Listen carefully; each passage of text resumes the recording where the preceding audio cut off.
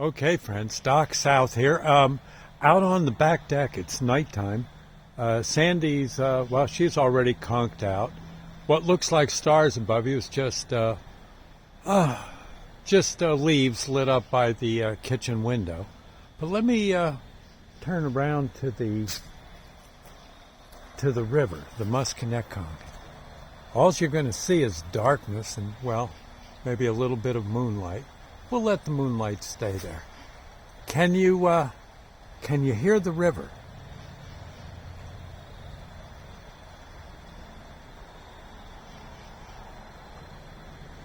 You should be able to. I would hope you can.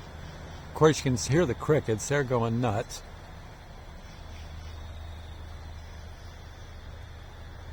Oh, now they shut up.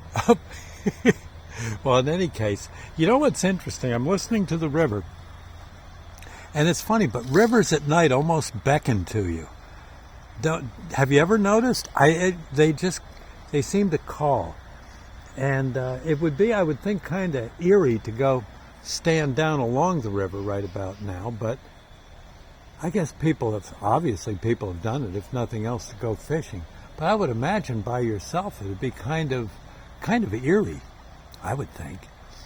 And you know, it brought me, it put me in mind of something that happened back when I was a kid.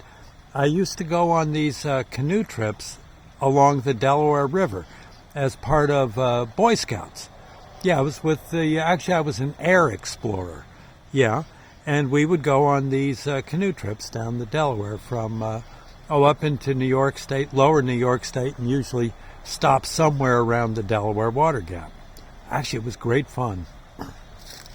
But I know one night, it was usually an overnight trip. Yeah, it was an overnight trip that we would go on. It'd take about 2 days, give or take, sometimes 3. And one night we bivouacked, I guess you call it. We came up along the river and just kind of, well, you know, set up camp. We had sleeping bags and such, and some of the guys got kind of close to the river, and they saw a sandy area, and they just, how would I put it? They put their bedding down there. It felt better. They figured they weren't going to be in any poison ivy. Maybe there'd be less snakes, less mosquitoes near the river, etc. And I remember the scoutmaster told them, he says, "You guys going to sleep that close to the river, huh? Beware the river." He says, "Beware the river might just pull you in." And they laughed at him. and well, you know, he said, "No, it might just. Be very careful where you're sleeping. You might want to think twice." Well, you know something? Those guys went to, you know, we all finally eventually got through, you know, horsing around with each other, and we, you know, ghost stories were all done, you know, that kind of thing. And we, pranks, yeah, horrible pranks, you know, short sheeting the sleeping bag, that kind of thing. Rubber snakes in the sleeping bag. Of course, yeah, we have to do all that. Well, and everyone finally calms down. You know, about 4 a.m, before the sun came up, we heard this horrible yelling, and it was the guys that slept down right along the river. The river, by just being the river, just moving, had actually shifted the sand from underneath the sleeping bags that these guys were in, and the guys were darn near in the water. They were like, you know, from the waist down, in the sleeping bag, they were in the water. The rest of the way, they were dry. Oh, they let out a holler. And, of course, they shivered all night long. It was still kind of chilly, and they were wetter than heck.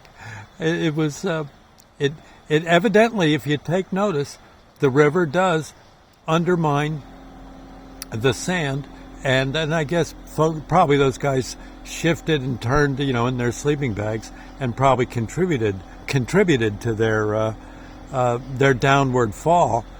And, well, long story short, they was getting wet, and the sun weren't up yet. I don't know, it was rather interesting. I suppose I didn't think that could happen, but it did. I actually saw it. Well, my own two darn eyes tell you. Yeah. Anyway, the river's full of surprises, and let's see if you can hear the muskin echo.